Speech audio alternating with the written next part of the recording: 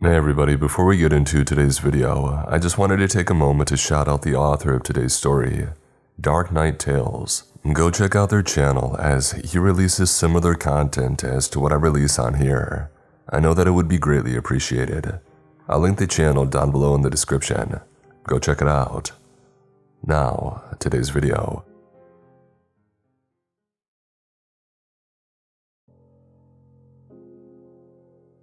I'm a seasonal caretaker at a national park in Alaska. I won't say which one, because I still value my job and I've been warned by my employers to keep my mouth shut about anything unusual that I've seen during my time here. That being said, there is some very strange things that I've seen over the last 3 years that I've held this position, and I figured I would share some with you. You may not even be aware of what a seasonal caretaker is, and that's completely understandable. Generally, it's not that exciting, if I'm being honest. I start my season when the park is closed for the winter, and it's my responsibility to make sure that the various cabins and public buildings are maintained, and the snow is kept cleared from their roofs to prevent any damage, that sort of thing. It's a lonely job, and if you're a people person, it's probably not for you. It takes a bit of an odd duck to willingly put themselves into exile for 3 months at a time, knowing that there's no other way out until the snow begins to melt, and the plows can start clearing some of the access roads that lead out to my cabin. I do have a snowmobile that I can use to take the 3-hour trip to the nearest ranger station if I need to. But it's not like a quick trip to the corner store. It's fine for me though. I've always been a bit of a loner, and I have Max, my Jack Russell Terrier, to keep me company. The job isn't very demanding. I typically only spend a few days each week attending to my responsibilities, and the rest of the time is mine to do with as I please. A few years ago, I took up nature photography as a hobby to pass the time, and I've even had a few of my pictures published by an organization you would recognize by name. I have framed copies of those magazines hanging on the wall behind me right now, as a matter of fact. A lot of people come through this park during the more temperate months. It's probably one of the more popular places for outdoorsy folks to come explore this region of Alaska. In the winter months, however, it's completely deserted except for a few lonely ranger stations and the like. I'll go for weeks at a time without seeing a soul, and the only person that I speak to with any regularity is my ranger buddy, we'll call him Rick, who I check in with a few times a week on the radio. Aside from that, it's just me and Max. I'm not sure how best to go about telling you about some of the things that I've seen up here in the dark, frozen days of winter, so I'll just dive right in and tell you about the shades. Well, at least that's what I call them when I'm talking to myself. I have no idea what they really are. But when the winter storms are blowing strong against my shuttered cabin windows, and the visibility in the snow and dim light are next to nothing, you'll see them. It's almost like looking at someone moving behind a pane of frosted glass, all indistinct and shadowy. At first, I just thought my mind was playing tricks on me, finding patterns in the chaotic static of all that falling snow. But then I started hearing them as well, like murmurings just loud enough to hear over the howl of the wind, but too quiet to recognize them as any sort of intelligent speech. It's enough to set you on edge, I can tell you that much. They tend to only show up during a heavy snowstorm, and the fiercer the storm, the closer they'll come to the cabin. It's gotten to the point where I'll make sure that I've locked my doors and windows long before nightfall if I know there is a storm coming. One time, during an especially nasty blizzard, I could actually hear them moving all around my cabin, like some sort of nightmare parade. And that night was bad. At one point, I actually saw and heard the doorknob of my front door turning, all slow and deliberate, accompanied by what sounded like soft scratching at the wooden surface. The worst of it, and I'll swear on a stack of Bibles that it's the truth, was the faint whispering voice that kept calling my name just on the other side of the door. That went on for an hour or more, and even now, if I close my eyes, I can still hear that cold and hollow voice. It's what I would imagine a person would sound like if their soul were ripped from their body. Now I suppose I'm being a little overly dramatic, but it's the only way that I can describe it. Alive, but also lifeless. I don't know a better way to explain it. There's no reason to dwell on it, I guess. I will say that I'm not sure what would have happened if I hadn't remembered to throw the deadbolt that night, but I'm not interested in finding out. Just thinking about it makes me anxious. I mentioned it to Rick the next day after the storm had quieted, when I could get a radio signal out. I expected him to laugh at me for letting myself get all spooked by the dark, but he didn't. He very calmly and firmly told me that it was better not to talk about them at all, and to just make sure that I kept myself locked up, nice and tight when the heavy snowstorms came. I tried to prod him for more information, but he just refused to elaborate any further. The only thing that he would add was that not everything sleeps when winter comes on up here.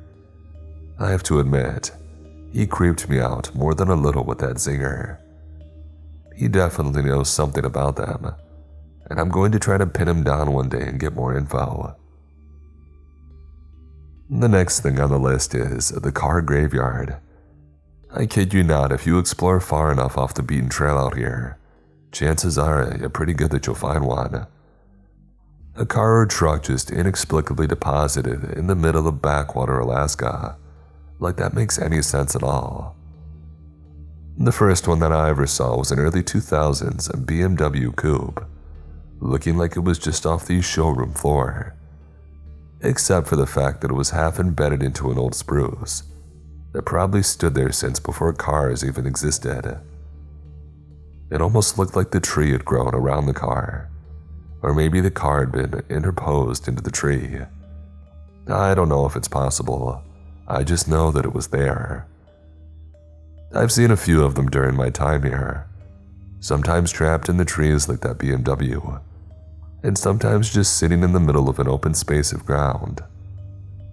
Every one of them looked like they were fresh off the road, and none of them had any logical way that they could have gotten out there, even without the whole stuck in the trees part.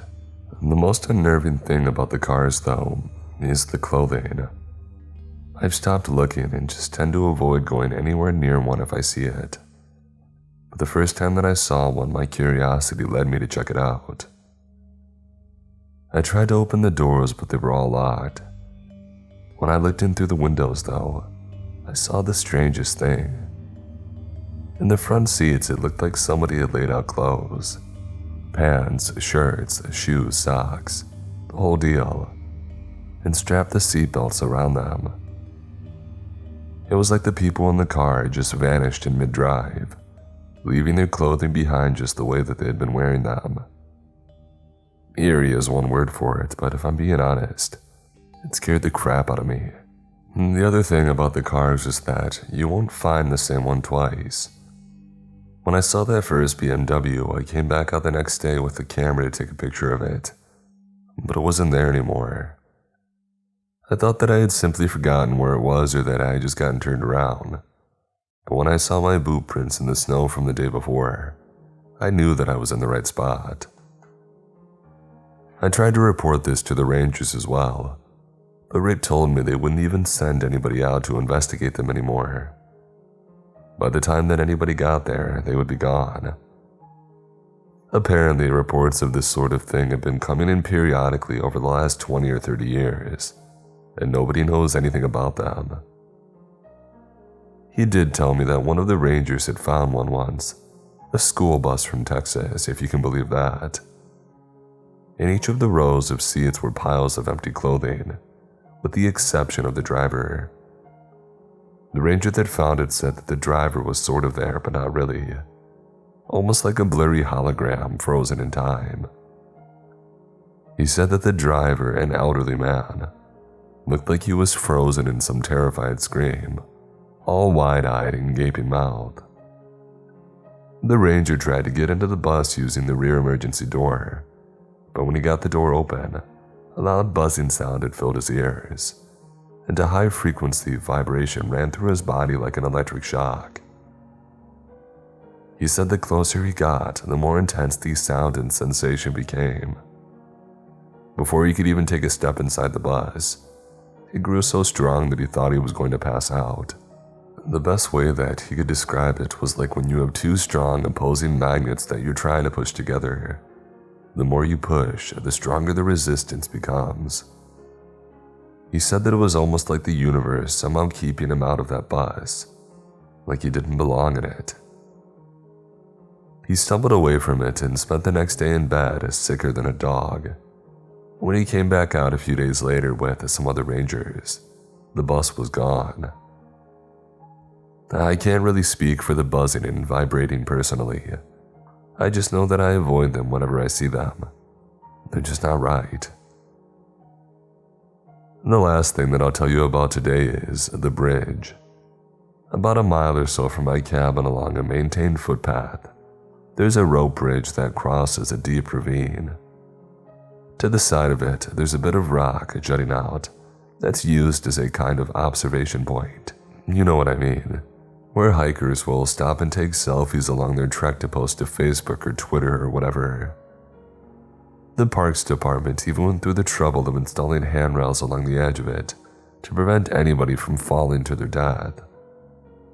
Of course, there aren't any hikers here during the winter season. The park is technically closed, and all roads leading into the area are blocked by chains to prevent anyone from driving in and getting into trouble with no possibility of rescue. I hike down that path probably once a week, looking for new photo opportunities to occupy my time. It's a beautiful walk and the whole landscape seems so crisp and fresh, without people tromping all around it. I've gotten some incredible shots of the bridge, but I don't dare step out onto it when it's this cold. Though the boards are constantly frozen and slick with ice, I'm pretty sure that it wouldn't take much of a misstep to fall on my butt and slide out from under the waist-high rope handholds. I'd be falling 200 feet to the rocks below before I even realized what was happening. Here's the weird part though. Invariably, when I reach that bridge, I'll find multiple sets of footprints leading up to the rocky outcropping, but none of them leading away from it. They'll come from all different directions, some from the path and others straight out to the trees, but they all seem to stop at the edge of the ravine. They're various sizes and stride lengths, some which are very small, and others which are so large that they had to have been made by some massive hulk of a person. The first time that I saw them, I was afraid that some trespassers had gotten too close to the edge and fallen over. But when I spent the better part of a day making my way carefully to the floor of the ravine, I couldn't find any sign that anyone had been there besides me. I'll be the first to admit that I'm no tracker, but even I can tell when footprints in fresh snow lead up to a place and don't return. I've walked out onto that outcropping myself, once to see if I could figure out where all these people had gone. Maybe there was a hidden path that I wasn't seeing. But the moment that my foot had touched that stone, my head had begun to throb like I was suffering from the worst hangover that I'd ever had.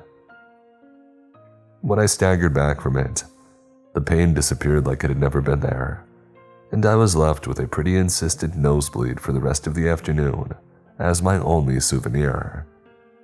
I didn't try again. Max won't even go anywhere near it. He'll start whining as soon as we approach that part of the trail. Mind you, this is a dog that I've had to, on multiple occasions, wrestle inside the cabin because he was so incensed that a pack of wolves dared wander too close to his territory. For all of his small stature, he doesn't seem to have the self-preservation gene that tells him when he should be afraid of something. But not that overlook though. That's a different story altogether. Even Max has his limits, I guess. I have more stories, but I'm getting a little tired and it's about time for me to get some sleep.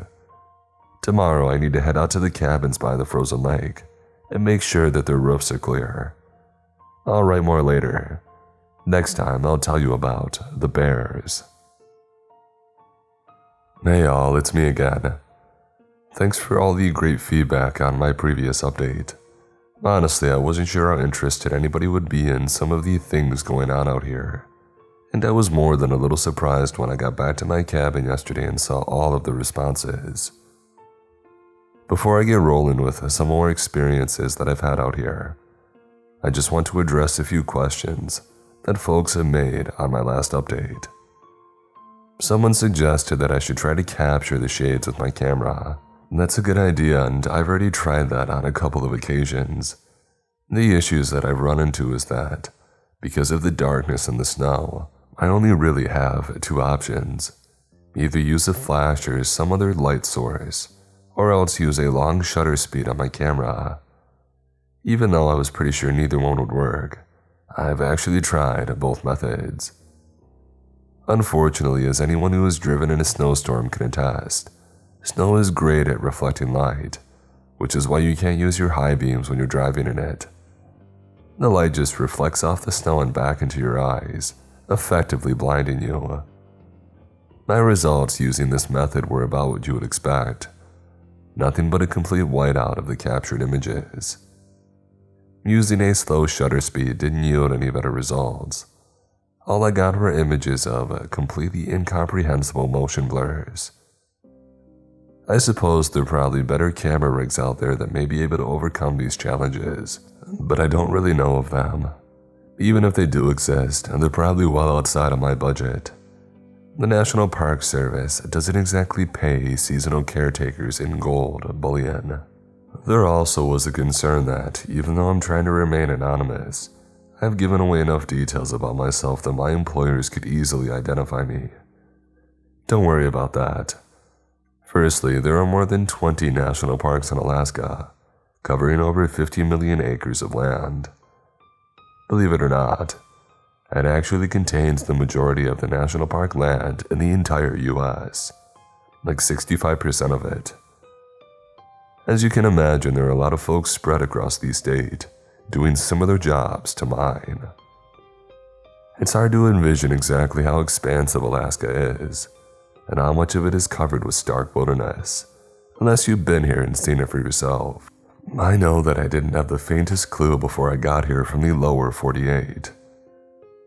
I guess the bottom line is that it's pretty unlikely that anyone from the NPS will be able to identify me from what I've told you about myself.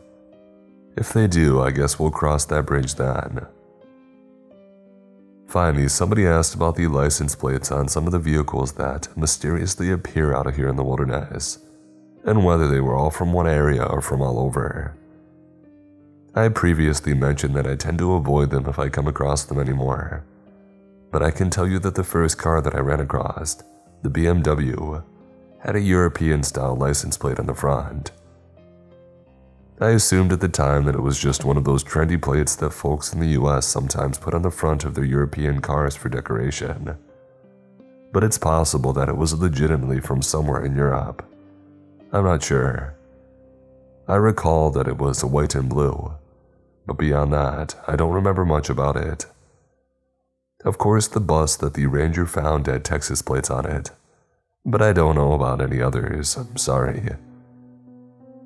Okay, so now that I've cleared up those points, let's dive into some of the other things going on out here.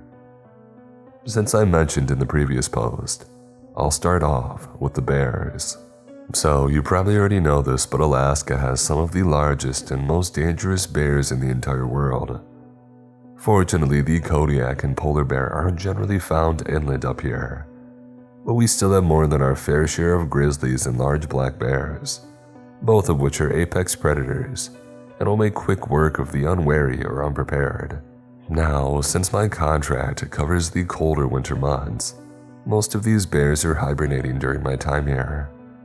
That being said, not all bears hibernate, especially if they're in an area of plentiful food supply. Also, even when they are hibernating, they'll still become active from time to time.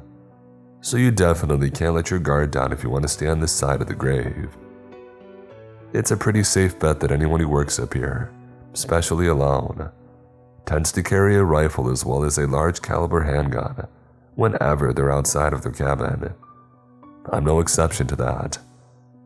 I carry a 45-70 lever action over my shoulder and a 500 Magnum revolver in a chest holster. At first glance, it may seem like overkill. That is a tremendous amount of firepower after all.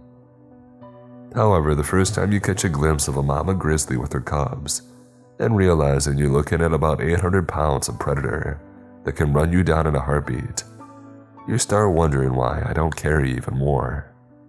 The reason that I mention all this isn't to give you the impression that there's some sort of mythical monsters hiding behind every tree just waiting to pounce. Only that they represent the top of the food chain up here. Period. Nothing, and I mean nothing short of a pack of starving wolves will even threaten one. And even that's only been documented on a handful of occasions. They're massive, powerful, and aggressive. And if you live out in their territory and don't keep your head on a swivel, you're an idiot, and are probably soon to be converted into bear crap. So, all that being the case, I'm sure you'll understand what it means when I tell you that something is killing big grizzly bears out here. I'm not talking about poachers or indigenous hunters or anything like that. I'm talking about something, as in not humans and definitely not hungry wolves. But let me back up a step. My first season up here as a winter caretaker was a heck of a learning experience. Just trying to figure out the necessary maintenance routines and learning to navigate around my area of responsibility was a little overwhelming. One day, I was returning from making my rounds out to one of the ranger stations that was shut down for the winter, and I ended up taking a wrong turn on the trail. By the time that I had realized my mistake, I was already a fair distance along the new path and wandering into unfamiliar territory. Just as I was getting ready to turn around and retrace my steps, I topped a rise and was suddenly faced with the unmistakable form of a grizzly, not 30 feet along the path ahead and facing away from me. Now I've got to tell you, I almost peed myself as I fumbled to unsling the rifle from my shoulder. It's a good thing that I didn't actually need it at that moment, because I discovered to my dismay that I had stupidly slung my shoulder pack over top of the rifle sling, effectively trapping it against my body. Stupidity and complacency are what get you killed out here, folks, and I could have been a perfect example of both at that moment. As it turns out, the bear wasn't moving.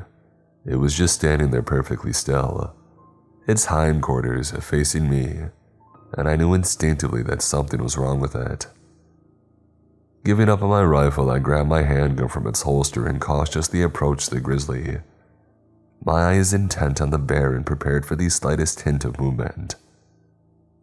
The closer that I got to it, though, the more certain I became that it wasn't going to suddenly lunge at me and give me a lesson on exactly where in the food chain I placed. Here's where it gets surreal. Before I got close to it, I had already recognized that it was dead. What I couldn't explain was why it was still standing. It had clearly been there for a while, as there were no paw prints leading up to it in the snow, and as I rounded to the front of it, I could see the flesh around its muzzle was already starting to decompose and pull back from its skull. When I got a good look at it, I also could see that it was missing tufts of fur here and there. Despite all that, it was still standing, like it had died and just forgotten to fallen down.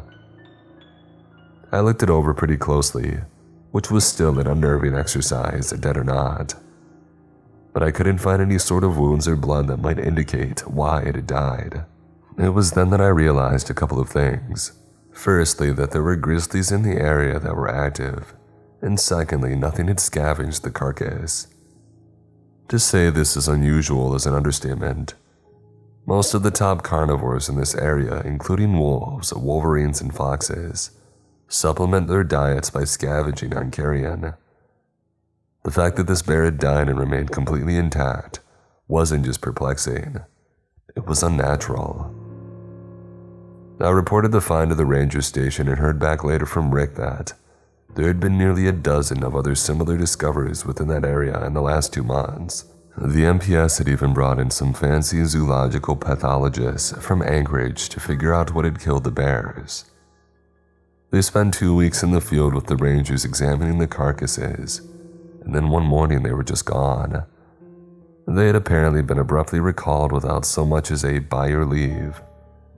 Immediately after that, the carcasses were destroyed, and the investigation shut down.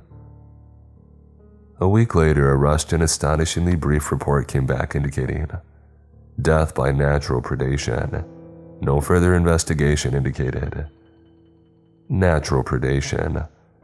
I'm not sure how a predator could have killed the bear I found without leaving a single mark on it or a trace of blood, let alone somehow keep it standing upright after death, and then deciding that it wasn't even going to feed on the kill.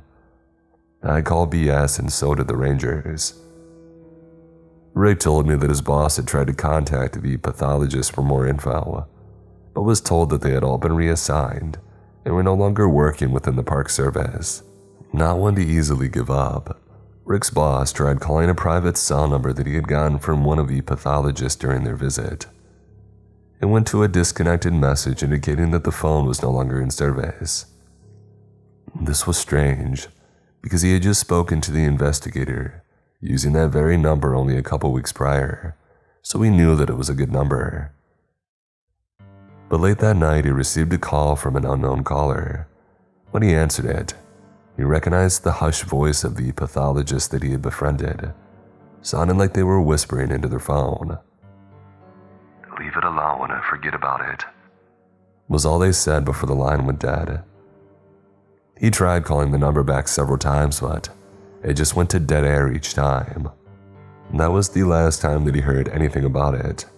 He tried following up with the MPS, but somehow nobody was able to find records that such an investigation had ever existed, or even that any reports of the dead bears had been filed in the first place. Rick told me that for a while it was all that his boss wanted to talk about. It had become like a splinter in his hand that he couldn't ignore. He called anyone that he could think of in the chain of command at the MPS, and any other agencies he thought might be able to provide some clue about what was going on, but he couldn't make an inch of headway. Then one day he just stopped talking about it, like a switch had been thrown. One evening, Rick and his boss were having beers at a local bar after their shift, and talking about how strange the whole thing was. And then the next morning his boss had walked in, looking a little shaky and out of sorts, went into his office and closed the door and didn't say 2 words to Rick that day. He never mentioned the incident again. A few times Rick and I brought it up in conversation with him later on, and his boss just brushed the whole thing off and changed subjects, looking very uncomfortable about the whole thing.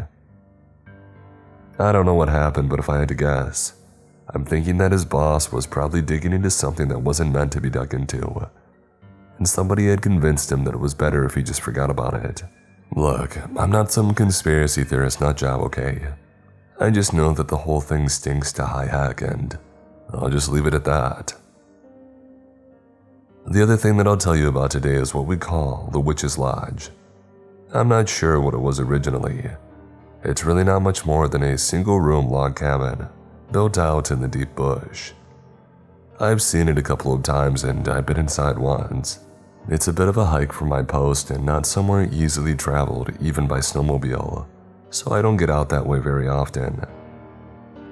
Old abandoned cabins aren't really that unusual up here. You'll trip across them from time to time, although most aren't much more than a few walls and a collapsed roof after the years and harsh winters that we get through with them. The Witch's Lodge is a little different though. As far as I'm aware, nobody's lived there for a long time, but whoever built it must have known what they were doing, because it looks every bit as solid and maintained as my own cabin. I'm not even sure how it got its name, honestly. I just know that's how it was introduced to me the first time, so that's how I'm introducing it to you. A couple of years ago, my ranger buddy Rick radioed me up asking if I wouldn't mind joining him in a search for a couple of missing hikers, a father and his 12-year-old son. Now I'm just a caretaker and I don't normally participate in ranger or SNR related activities, but apparently there wasn't anybody else available to accompany him on that day, and he had gotten a lead that the hikers may have been heading out into my section of the park. In SNR efforts, especially during the dark Alaska winters, Finding someone quickly is critical if you want to find them alive, so we wanted to follow up on it sooner rather than later. Of course, I couldn't exactly refuse to help him, especially not when one of them was just a kid. So a couple of hours later, I found myself trailing behind him through the knee-deep snow. We moved along a semi-familiar path for a while before we turned left at a fork, and we started making our way along another that I wasn't familiar with. He seemed like he knew where he was headed, like he had a particular destination in mind, though we really didn't talk much during the hike. We stopped a couple of times to rest and sip some hot coffee from our thermoses, but even then we were both quiet. I think there was some sort of dark cloud hanging over his mood. I could see it in his narrowed eyes and drawn brow. It was infectious, and it soon started manifesting in the back of my own mind. An hour later, we came upon the place. I was surprised to see this perfectly preserved little cedar log cabin, just sitting out here among the trees and looking for all the world like somebody would come walking out of the front door at any moment. Something about this place seemed off though. Somehow I knew that nobody lived there, that nobody had lived there in a long time. I can't explain it, but at that moment, I had this strange feeling that we weren't welcome here, like something was telling me to turn around and head back while I still could. Before I had the chance to open my mouth about it, Rick turned to me and pointed to the closed front door, where I could easily see the boot prints at its threshold. "Come on," he said over the wind that had just blown up, and I could see the grim set to his expression before he turned away from me and started making his way towards the door. I noticed that he had drawn his handgun, so I did the same, though I had no idea why. We reached the entryway to the cabin and he put his hand on the latch. Before he lifted it, he paused and looked back at me with that same dark expression. "We're going to have to look inside," he said. "If there's nothing to be found in there, fine. We'll turn around and head back to your cabin for a couple glasses of whiskey by the fire. Maybe the other groups will find him then." His eyes were fixed hard on mine, like he wanted to make sure I was paying good attention to him. "But if we find anything other than this idiot hiker and his kid inside, we're not going to look at them and we're not going to say a single word to them. Understand? Even if they talk to us first." I nodded at him, more confused than anything else, but that wasn't good enough. "I need you to say it, John, to make sure you understand what I'm telling you," he said, and the set of his eyes were so serious and determined that I repeated his instructions back to him without a second thought. When I did, he gave a brief nod and lifted the latch, pushing the door inward. We stepped through the doorway into the darkened room beyond. As soon as we did, I was overwhelmed by the stench of decay, mixed with the strong sense of herbs and something else. Something sickly riding just under the surface of all that. My eyes had just started to adjust to the dim light of the interior, and I was able to make out the sparse furnishings of the room. An old rickety table with a solitary low-backed chair in front of a cold stone fireplace. Along the far wall, I thought that I could just make out a cot, but I couldn't be sure. "Dang it, it's happened again," Rick said almost under his breath, and the tone of warning in his voice drew my attention immediately. I turned to find him kneeling next to the desiccated husk of a man's body, dressed in gray snow pants and a red down jacket, slumped back against the wall. It looked like he had been there for years, and I stumbled backwards in shock without realizing it. "What the?" I exclaimed, not really knowing what else to say. Rick picked up something that was resting on the floor near the man's skeletal hand, looked around briefly at the room, and then nodded to the door. "Time to go. I'll let the S&R team know that we found the hikers," he said. I was more than a little confused. The body that we were looking at was almost mummified. It had clearly been there for a long time, and I told him as much, not to mention the fact that there was only one of them. If it was possible that this was the father, that still meant that the son was somewhere out here. "It's too late, John," was all he said, pressing something into my hands as he passed me and stepped out of the door. I looked down and realized that I was holding a small notebook, like the kind of person might keep in their pocket just in case they need to write something down. Numbly, I flipped it open. It was almost empty except for the first 2 pages, which were scrawled in a sloppy cursive in pencil. I don't have it anymore, so this is going to be as well as I remember it, but it should be close enough that you get the gist of it. We found her cabin. God, I wish we hadn't. Nathan's gone. She took him. I've been wandering around in here for days, but I can't find my way out. I haven't seen Nathan or her since that first day. My boy is gone. How can I not find my way out? What's happening? I can hear her whispers taunting me, but it's always just a little farther forward around the next corner. I don't understand any of this. I'm so sorry. As it turns out, we didn't end up heading back to the cabin. Rick radioed the search and rescue team that he had found the hikers in the lodge, and the person on the other end paused a long moment before replying with a simple acknowledgement. No questions and nothing else. Just, acknowledged, Rick. We didn't say much to each other that night. We just sat in front of my fire and drank the rest of my Jameson until we both had passed out. When I had returned to consciousness the next morning, Rick had already gotten up and left. We haven't spoken about it since that day. The notebook was gone when I awoke, so I assumed that he took that with him. Clearly, he knows something about what happened, about that cabin, but I've never asked him about it. I'm not too sure that I really want to know. It's hard enough to sleep at night out here sometimes. Speaking of which, I suppose it's time for me to sign off and get some shut-eye. It's already almost 2 a.m. and I've got a long days of work ahead of me tomorrow. It snowed pretty good today and I was already behind in clearing the roof off these storage sheds over near the old fire watchtower. I'd rather not have to deal with the damage if the roof collapses, so I'd better get over there as soon as it lets up some outside. I'll write some more soon. Good night, all. I'm back again, but I think this may be my last update. It sounds like I may have attracted the attention of someone that I didn't intend to, and after this update I'm going to lay low and try to disappear. Let me bring you up to speed. First thing this morning, as I was getting suited up and ready to head down to these storage sheds near the old fire watchtower, I heard a knocking on the door to my cabin. Being in the middle of a closed national park in the heart of an Alaskan winter, you can imagine that I don't get many visitors. About the only people that I even see out here is my ranger buddy Rick, and the guy who brings me fresh supplies every few weeks. Rick has never just shown up at my door without calling on the radio first, and I know that he's had his hands full recently with a few separate incidents of missing hikers and one self-professed cryptozoologist, so I was surprised to hear his muffled voice calling my name through the locked door. When I opened it and ushered him inside, I saw immediately the concern set to his expression.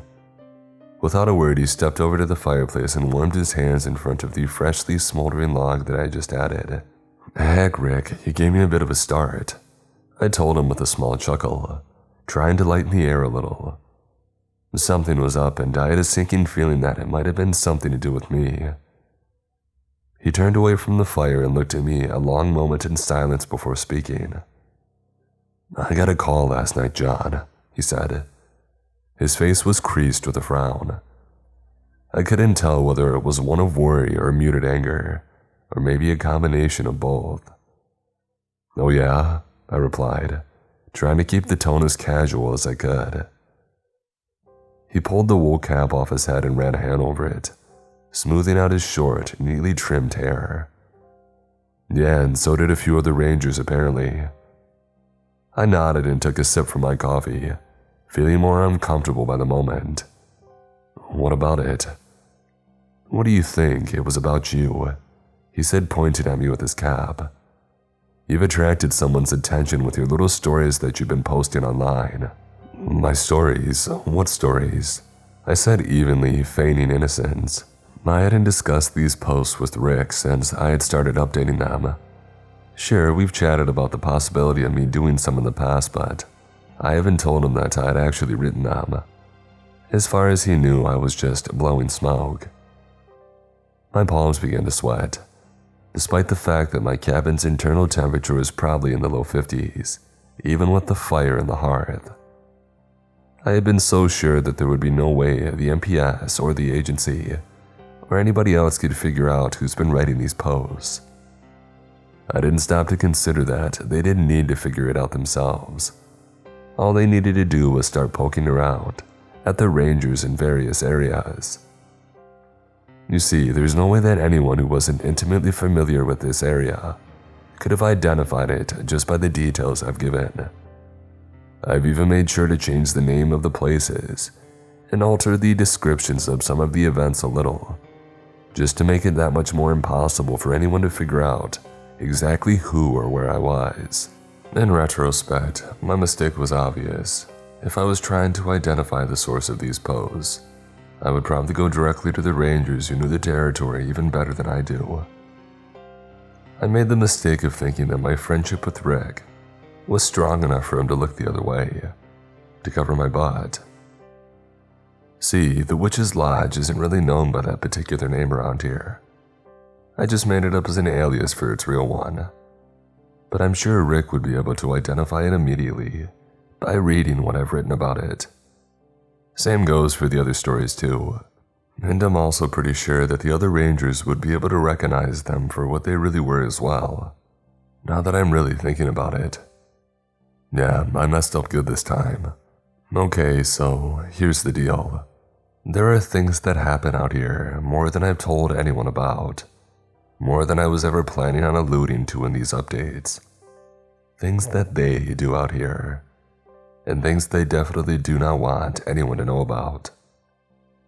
I thought that I was being clever by sharing this with all of you, and disguising the details enough that they couldn't be deciphered and tracked back to me. Rick tilted his head at me and gave me one of those looks that told me he wasn't in the mood for any games right now. You know the stories that I'm talking about, John, he said in a flat tone. The ones that I've told you time and time again were a bad idea. The ones that I've told you were going to get you into trouble. I tried to shrug it off and downplay it. Heck, they were just a few stories on the internet, Rick. I was having a little fun.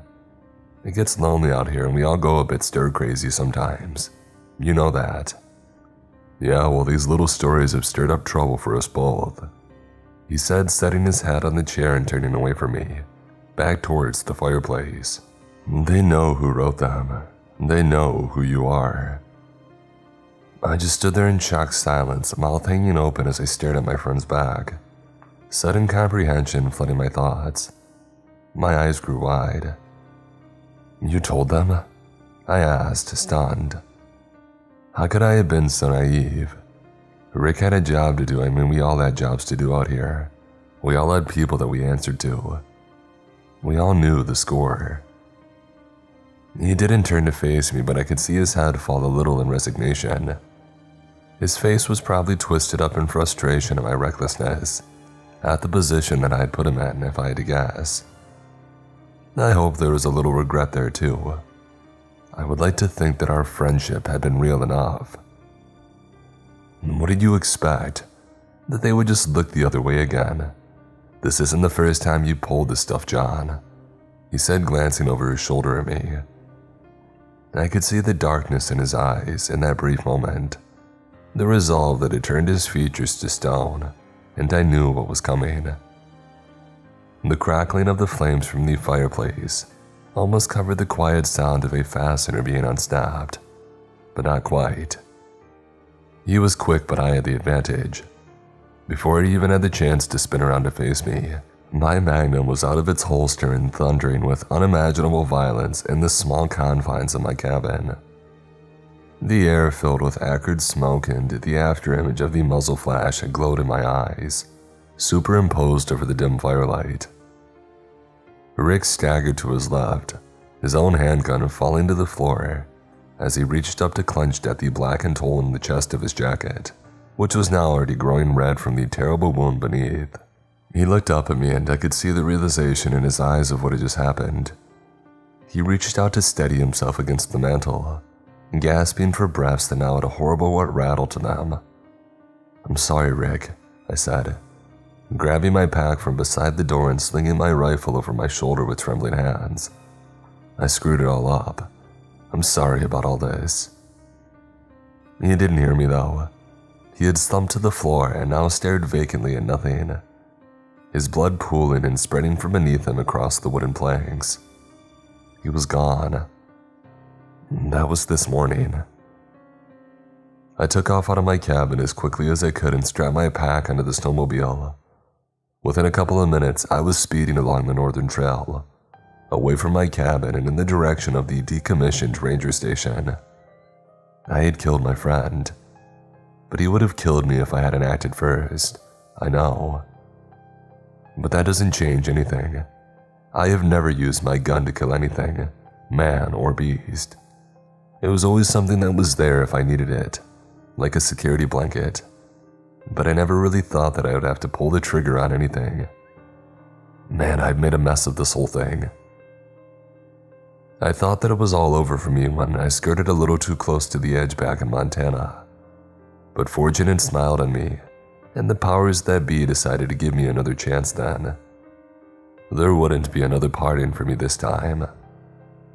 Now I'm sitting here in the back room of the old ranger station. I've concealed my snowmobile around back, covered by a tarp and whatever snow I could throw over top. It's starting to snow again outside, so I'm hoping that my tracks will be obscured before too long. Maybe it'll buy me some time. Just enough time to get out of this, to allow me to pose some of the truth. I have no delusions about my capabilities. I'm just a caretaker. My training was cursory at best. I'm certainly no match for their teams. My real name is John Wright. I do actually work for the US government, but not for the National Park Service. At least not really. I'm not going to name the organization that I work for. Not because I'm afraid that they'll find out. It's too late for that now. But because their Raptor AI protocols will identify and censor this entire post before it has the chance to proliferate if I do. Once this gets out and starts bouncing around to various servers, it's much more difficult for them to make it go away. My job here is mostly what I've told you. That part's true. But that's mostly just busy work. My cover, if you will. Primarily, I'm responsible for keeping an eye out for trespassers who wander a little too close to their facilities, or things that have escaped from them, or unintended byproducts of whatever the heck they're doing in there. I don't really know what goes on under the mountain, and I'm sure that I wouldn't understand it even if I did. What I do know is that I'm pretty sure those cars that just appear out of nowhere, hundreds of miles from anywhere that they have any business being, are from one of those byproducts. The shades, I don't know, escapees maybe. I don't even know what I hope to accomplish by writing all of this right now. Maybe it's my way of trying to make it right. Maybe I just want to make sure that there's something left in me for anyone to remember. When I was posted here 3 years ago, I saw the entrance to the facility. It's about 10 miles away from my cabin, bored directly into the base of a mountain. I have no idea how big it is inside or how many people are in there, but I know that there are a lot of big military helicopters flying in and out at the beginning and end of my seasons here. I assume they're transporting researchers or equipment or whatever. It just hit me that if Rick had shown up at my door a half hour earlier, I would have just been finishing my breakfast instead of fully geared up and ready to head out of the door for the day. I wouldn't have had my holster strapped to my chest, and I'm certain that I would be the one laying in a pool of my own blood right now. Come on, concentrate. I don't have time for this. I don't know what the communication protocol was that Rick was supposed to follow after he took care of me, but I assume someone was waiting for his report to confirm that I had been silenced. I have to believe that by now that they know something has gone wrong. There's probably a team at my cabin right now.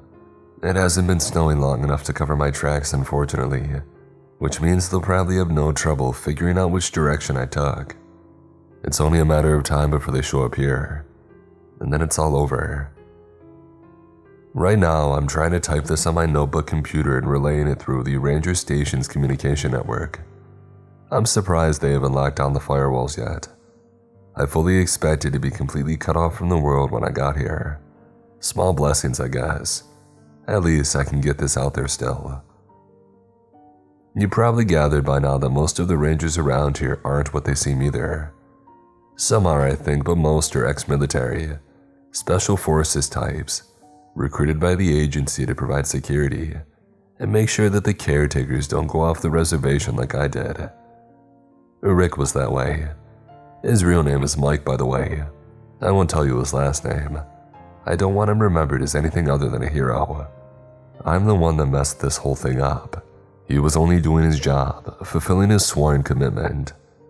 He was an honorable man, and that's how I want him remembered. And my nerves are starting to get the better of me. I just took a look outside because I thought that I had heard something. I don't think that they can get here this quickly, so I'm thinking that it was only my imagination. And look, this isn't something isolated to Alaska. They have facilities all over the US. The last one that I was at was in Montana. I know there are others spread across the states. Wyoming, Texas, Kentucky, South Dakota. I mean, they're everywhere. They like to build them in national parks, especially those with huge areas of wilderness. It ensures a reasonable amount of privacy without drawing the sort of attention to it that places like Groom Lake or Cheyenne Mountain have done. Those two places are basically tourist attractions at this point. But man, once they tried out Alaska, it was like they had hit the jackpot. The whole area is so remote and uninhabited that they are virtually guaranteed isolation and secrecy to do whatever they are doing in there. Did I tell you about the man that I found once half integrated into a boulder? I don't think so. He was wearing a lab coat, but the only parts of him that were accessible were his right arm and shoulder and the back of his head. The rest of him was somehow inside of it, which was probably for the best. I'm sure that he died pretty quickly. I called that one in and they had a team out there within an hour. I left once they arrived, but when I came back a couple of days later, the whole boulder was gone, and the landscape had been made to look like it had never been there. I'm talking about the rock the size of a small house, just gone. The bear story is true, by the way. The only difference is that it was us who covered the whole thing up. That one scares the crap out of me, because that thing is still roaming out there somewhere. They were never able to find it. Heck, they lost a dozen men just trying. The same story as the bears, by the way. We found the teams down near the runoff gully just standing there dead. You've never seen a nightmare until you've seen a dozen armed corpses just frozen in place. By the time that we found them, they weren't much more than gray skin stretched tight over skeletons. But there they stood, looking like some zombie army out of a horror movie. I saw it once, I think, the thing that did it. It was about the size of a tall, thin man, but the shape was all wrong. The joints were bent in strange ways and the head was something that reminded me of a praying mantis. It was covered in black and gray mottled skin that looked sort of like scales but not quite. I don't know, I'm just a caretaker. I came across it while out making my rounds one day. It was clamped onto the back of one of those big grizzlies. Arms and legs wrapped around it, like it was some sort of monstrous insect or something. The bear was just standing there making the most god-awful screams that you've ever heard, like it was being burned alive or something. But it wasn't moving. It was just standing there perfectly still while this thing did whatever it was doing, feeding on the bear somehow, I guess. I hid behind a tree and I nearly peed myself. I thought for sure I was going to hear my panicked breathing and come for me next, but it didn't. Eventually the bear stopped making that terrible crying sound and it went quiet. A few minutes later, this thing unwraps itself from around the grizzly, takes a few steps towards a big pine tree, and it vanishes. Only it didn't really vanish. It merely stepped out from behind the tree to take a closer look at the bear when I realized that I was still looking at that thing. Only its skin had camouflaged itself perfectly into its background, taking on the exact coloring and pattern of the snow-covered pine. I mean perfectly. The only reason I was able to see it was because a part of it, and one of its appendages I think, was slightly protruding away from the tree. It was this break in the shape of the tree that caught my attention and it probably saved my life. I must have stood there for another hour before it finally took a step away from that tree, its surface returning to the black and gray splashes of color. When it moved, it was like a stalking spider, slow and deliberate, graceful and ungainly all at the same time. It was a nightmare is what it was. It took a few steps closer to the bear like it was trying to figure out whether this was some new prey or whether it was already used up. Like it had forgotten about it and it was just looking for its next meal. After that, it glided on down the trail without a sound, thankfully in the opposite direction of my hiding spot. I waited another hour before daring to move an inch, and when I did, I hauled butt back to the cabin, locked the door and radioed the whole thing into Mike. They sent a team up but never found anything other than the bear, which they very quickly made disappear. While I'm sharing my sins, by the way, the real rangers, the ones that originally found the dead bears and reported it to the MPS, well, you won't find them anymore. There were 3 of them that worked with the researchers, just like I had said in my story. But a week after the researchers left, all 3 of those rangers somehow wandered off trail during a snowstorm, and they died of hypothermia. Yeah, right, hypothermia. You would think that the agency could at least use a little imagination when they came up with these stories. I know this whole thing took a sudden sharp right turn in you guys, and I'm sorry about that. I'm out of time though, no more time for pretexts or lies. The bottom line is, you're better off staying out of the parks.